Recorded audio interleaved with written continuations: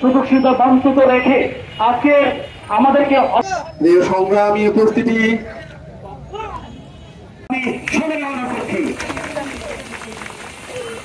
তো সুতরাং আজকের আর বেশি দিন রেখে কথা আজকে আজকের এই বিক্ষোভ সমাবেশে ভাই বোনেরা